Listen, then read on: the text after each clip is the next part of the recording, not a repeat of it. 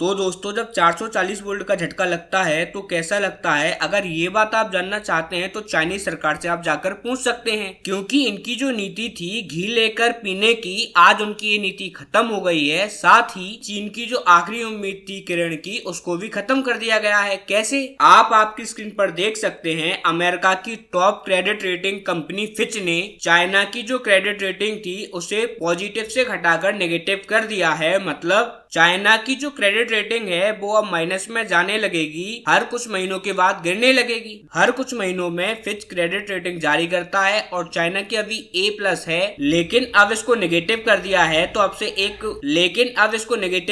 है तो अब से कुछ महीनों के बाद ये A हो जाएगी, इसके कुछ महीनों के बाद ये और भी नीचे गिरती जाएगी, इसके बाद ये -A और इसके पश्चात ये B पर पहुंच जाएगी। ऐसे ही इसकी क्रेडिट रेटिंग घटती जाएगी। अब आपका सवाल होगा कि आखिर ये क्रेडिट रेटिंग होती क्या है, इससे किसी भी देश पर क्या फायदा और क्या नुकसान होता है इसके घटने और बढ़ने से। तो आइए चलो मैं आपको समझाता हूँ, लेकिन दोस्तों उससे पहले अगर आपने इस चैनल को सब्सक्राइब नहीं किया है तो आप सब्सक्राइब कर लीजिए, क्योंकि मुझे आपके साथ की बहुत ज्यादा आवश्यकता है। तो दोस्तों इसको सुनने के बाद आपको ये थोड़ा सा टफ लग रहा होगा, लेकिन ये बहुत ही आसान है समझना। दरअसल आप इसको ऐसे समझ लीजिए कि जैसे ही आप किसी बैंक में लोन लेने जाते हो या फिर आपको क्रेडिट कार्ड चाहिए होता है, तो बैंक सबसे पहले क्या चेक करता है, वो चेक करता है आपका क्रेडिट स्कोर। जितना अच्छा आपका क्रेडिट स्कोर होगा उतनी ही जल्दी आपको लोन मिल जाएगा, उतने ही कम आपको डॉक्यूमेंट्स देने पड़ेंगे, बैंक आप पर उतना ही कम ब्याज लगाएगा। लेकिन अगर ये बुरा है, माइनस में है, तो उतना ही ज्यादा आपको ब्याज देना पड़ेगा। अभी निर्धारित कैसे होता है तो देखिए, इसमें देखा जाता है कि आपने पहले कोई लोन तो नहीं लिया, अगर लोन लिया भी है तो उसको टाइम पर चुकाया है या नहीं, या फिर अगर आपने कोई क्रेडिट कार्ड लिया है तो उसका बिल टाइम पर जमा किया है या नहीं। अगर आपने सब कुछ टाइम पर किया है तो आपका क्रेडिट स्कोर या तो गुड होगा या एक्सीलेंस होगा। लेकिन अगर आपने आपका बिल टाइम पर नहीं भरा है या फिर आपकी कोई केस छूट गई है तो आपका क्रेडिट स्कोर अच्छा नहीं होगा और इसके बाद बैंक आपको क्रेडिट कार्ड या फिर लोन किसी भी कीमत पर नहीं देगा। अब जैसे हम लोगों को क्रेडिट स्कोर दिखाना होता है, ऐसे ही देशों का होता है क्रेडिट रेट। जैसे हम लोगों का होता है क्रेडिट स्कोर, ऐसे ही देशों का भी होता है क्रेडिट रेटिंग। जैसे हम लोगों को लोन की आवश्यकता पड़ती है, वैसे ही देशों को भी लोन की आवश्यकता पड़ती है। जो लोन वो या तो किसी प्राइवेट इन्वेस्टर से लेते हैं या फिर किसी देश से लेते हैं। इसके अलावा जो बड़े बड़े बैंक होते हैं उनसे हमारे देश कर्जा उठाते हैं। इसके अलावा सरकारें बॉन्ड भी जारी करती हैं। इसका मतलब कि अगर हमारी सरकार को मान लीजिए कि 100 करोड़ रुपए की आवश्यकता है तो वो एक 100 करोड़ का पेपर पर बॉन्ड बनाएंगी और वो इंटरनेशनल मार्केट में लेकर जाएंगी, और जो भी हमको 100 करोड़ रुपए देता है, सरकार बोलती है कि हम आपको 10 सालों के अंदर आपका पूरा पैसा चुकाएंगे, इसके अलावा आपको इस पर प्रॉफिट भी देंगे, यानी कि ब्याज दिया जाएगा। और ये डॉक्यूमेंट्स किसी टाइम पीरियड के तक के लिए बनाए जाते हैं, और जो भी देश भारत को 100 करोड़ रुपए देगा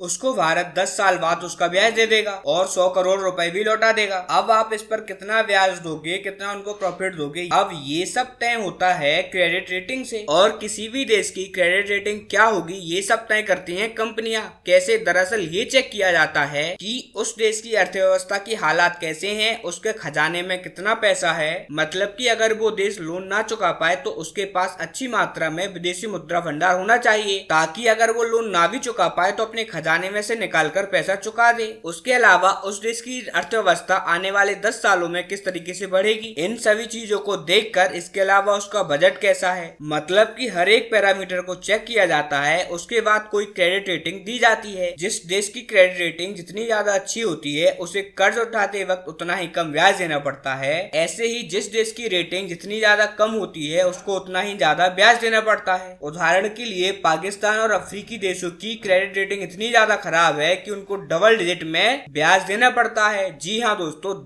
10% से भी ज्यादा सालाना इनको ब्याज देना पड़ता है। और बहुत सारे देश तो ऐसे भी हैं जो इनको लोन देते ही नहीं, क्योंकि सारे के सारे देश इनकी अर्थव्यवस्था को अनस्टेबल मानते हैं। अब आप समझ गए होंगे कि क्रेडिट रेटिंग क्या होती है और इसके बढ़ने और घटने से क्या फायदा होता है। अब सवाल उठता है कि चाइना की क्रेडिट रेटिंग क्यों घट रही है, तो इसके पीछे फिच ने ये आंसर दिया है। चाइना का जो फिजिकल डेफिसिट है वो 7% के भी पार चला गया है। इसका मतलब ये हुआ कि चाइना की सरकार की कमाई तो है $100 बिलियन, लेकिन ये लोग अपने बजट में खर्च कर रहे हैं $107 बिलियन, यानी कि $7 बिलियन का इन्हें फिस्कल डेफिसिट है। हालांकि मैं आपको एक्चुअल आंकड़ा बताऊंगा तो ये बहुत ज्यादा बड़ा है, मैं सिर्फ आपको एग्जांपल बता रहा हूँ। इसके अलावा फिच ने कहा है कि चाइना का फिजिकल डेफिसिट और ज्यादा बढ़ेगा इसके अलावा चाइना की सरकार अपनी डूबती हुई अर्थव्यवस्था को बचाने के लिए इस टाइम पर अंतर्राष्ट्रीय मार्केट से बहुत ज्यादा कर्ज उठा रही है और इसे अपनी अर्थव्यवस्था में झोंक रही है ताकि आर्टिफिशियल तरीके से अपनी जीडीपी ग्रोथ को बढ़ाया जा सके। लेकिन इससे ये होगा कि चाइना का जो फिजिकल डेफिसिट है वो तो बढ़ेगा ही, साथ में इसका जो कर्ज है वो माउंट एवरेस्ट बन जाएगा, यानी कि चाइना की अर्थव्यवस्था के कोलैप्स होने का पूरा चांस है। इसीलिए हम दुनिया के तमाम ऐसे देश जो कि चाइना को कर्ज देते हैं उनको सावधान करते हैं ताकि चाइना को कर्ज देते टाइम पर अति सावधानी बरतें। इसीलिए हमने इनकी क्रेडिट रेटिंग गिरा दी है ताकि तमाम देश चाइना को सावधान होकर कर्ज दें। लेकिन अब इससे दूसरा सवाल उठता है कि इससे चाइना को क्या नुकसान है या फिर क्या फायदा होगा। तो देखिए, इनको फायदा तो कुछ भी नहीं है, बस नुकसान ही नुकसान है। अब उनको जब भी लोन लेना होगा तो इन्हें पहले से ज्यादा ब्याज देना पड़ेगा और आसानी से तो लोन भी नहीं मिलेगा और कर्ज और ज्यादा बढ़ जाएगा। इसका असर पड़ेगा इनकी जीडीपी पर और जीडीपी ग्रोथ पर। चाइना की जो कोशिश है कि इस साल तक जीडीपी को 5% पर ले जाया सके, उस टारगेट को चाइना अचीव नहीं कर पाएगा। इसके अलावा नेगेटिव में जाने से इनकी अर्थव्यवस्था को लेकर जो छवि है वो भी खराब हुई है। लोग अब इनकी अर्थव्यवस्था को लेकर आशंकित हैं और शक कर रहे हैं कि कहीं चाइना आने वाले टाइम में कोलैप्स ना कर जाए। यानी कि देखा जाए तो फिच ने जो रेटिंग जारी करी है ये चाइना के लिए बहुत ज्यादा बुरी है। खैर, इस वीडियो में इतना ही, मिलते हैं अगली वीडियो में, तब तक के लिए नमस्कार और इस चैनल को सब्सक्राइब करना ना भूलें।